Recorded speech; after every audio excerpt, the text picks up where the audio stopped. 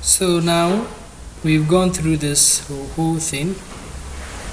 So we're trying to look at examples. So this is how they got the Laplace of a 1. So you multiply 1 by the function 1 by z, take the integral, you get 1 over x. Okay, so you have to, before you can do that, you have to memorize some of these things, know them, right? Know them off head. And before that, if you don't do that, you would struggle. So Laplace of e raised to the power, that is given as that. So that is that, right? Laplace of t raised to the power n is given like that. Take note, if you multiply tn by et, e raised to the power at, you just shift the Laplace of this guy, which is given here, by the constant a, right? So take note. And then what's the Laplace of sine bt? So the Laplace of sine bt, you have to know the Laplace of this, the trig identities. So this, or the trig functions. So the Laplace of sine bt is just b, all right, and then s squared plus the b squared. Okay, so take note.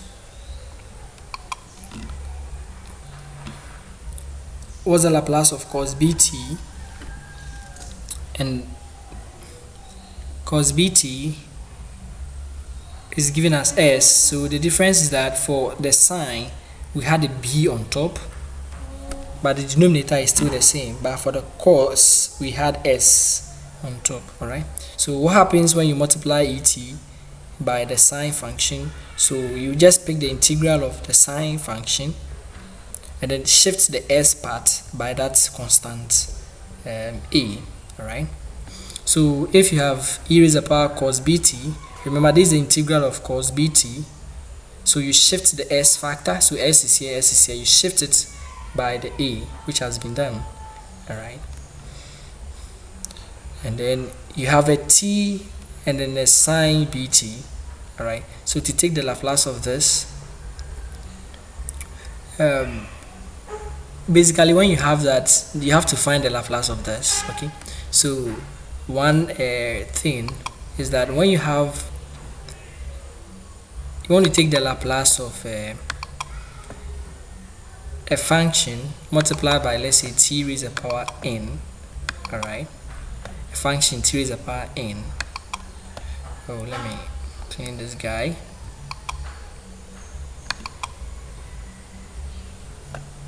So let's say you have a function f of t multiplied by that guy, and you want to take the Laplace. So all what you have to do is that now take the Laplace of this guy. So this guy, the Laplace will be capital F of x. All right, so take the Laplace of that guy and then differentiate this. All right, differentiate this one with respect to s. All right, how many times? The number of times, the power of n. Okay, so you differentiate this n times. All right, and then you have to consider negative 1. All right, raise the power what? N. Right, so this is a very nice thing. So whenever you have a t raised to the power n and you can find the Laplace of this, you just have to find the Laplace of that guy, right? So then you take the derivative. Right, so a typical example is this, right? So we know the Laplace of this guy already. So the fact that this is only t, right, only t, it means we take the derivative once. So what's the Laplace of this guy? We know that the Laplace of sine bt is given as b, right, over s, right, s squared plus b squared, isn't it? So what we have to do is that because of the t, to get the Laplace of the entire thing, you have to differentiate this once, because the power of t is 1, right? So differentiating it once and then you negate it once, because you have negative 1 raised to the power 1, right? So doing that just gives you this. Okay, so the same way applies to the cos, which is down there. So make sure you keep those things, keep them in your mind before you can go through the course in a very nice way. All right, so now that we know this Laplace transforms, now we would have to use them to solve our differential equations. Okay, so before you go into this, make sure you know the Laplace transforms, right? Sit down, compute them, use a table, try finding the Laplace transform of some of these functions. Okay, there will be a classwork on that, finding Laplace transforms, very soon, so make sure you go through that, try your hands on them and submit your work. Okay, all right.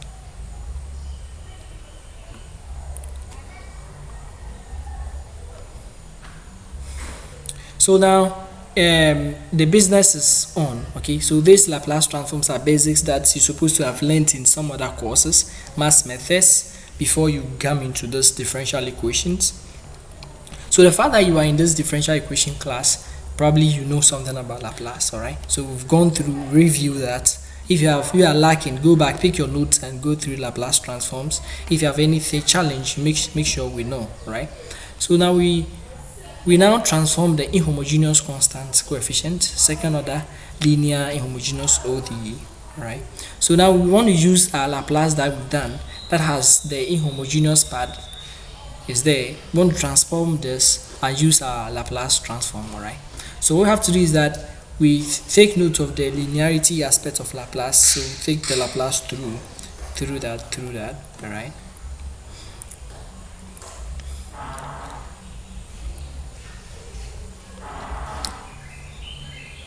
so when we do stuff and then we take the Laplace through and stuff, so these are basic things that has been done.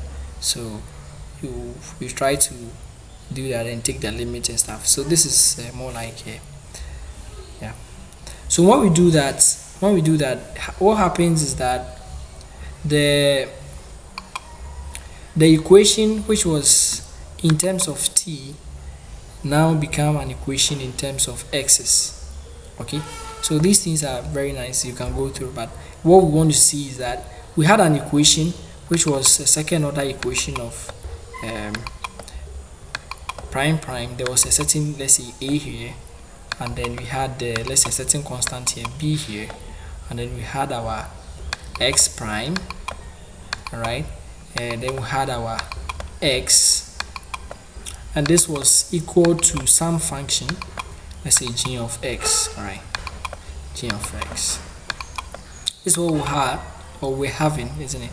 So you can change them to t, it doesn't matter. All right, so let's say g of x. So no, there's an x, so let's change this to a t.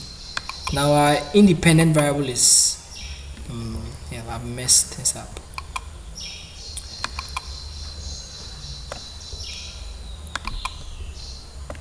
So remember that our dependent variable is x and our independent variable is a t, right? So this is what we have. Now this is what we're having, but we have to transform everything. Okay, so transforming this gives us that, right? So you have to do the transformation and then we probably end up getting something like that, right? So let's see how we can apply this in solving our equations. Right, so we're supposed to solve this equation. Right, second order equation. Rewriting it will look like x prime prime minus x prime, the dot on it is a prime, minus 2x, right, equal to a 0. All right, and we are seeing that x at a 0 is a 1. All right, and then x prime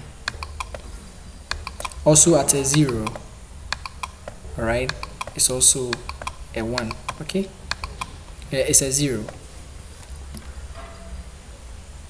So all we have to do is solve this equation. So this they were using so they are doing that by two methods. So we know the methods of characteristic equation, so you have to find the method of the characteristic equation of that, which is just going to give you, if you are using lambda, this is prime, so prime you get just lambda squared, right? Lambda squared minus lambda, right, minus 2, right, equal to 0. This will be your characteristic equation. You solve for lambda 1. It happens that lambda 1 is a 2, and then another lambda is a negative 1. Right, so this is what you get. When you get, we believe that then the solution of this is in this form: s of t, all right, s of t is giving us some constant, which is c1, all right, e raised to the power, what is this, 2, so we have 2t, all right, plus another constant c2, then e raised to the power, what is that, negative 1, so negative t, right? So that will be the solution to this differential equation when you are using the characteristic equation method of undetermined characteristic equation. Okay, so that is that. But what if we are using the Laplace? Okay, what if we are using the Laplace? All right, so we'll see that in the next video. Okay.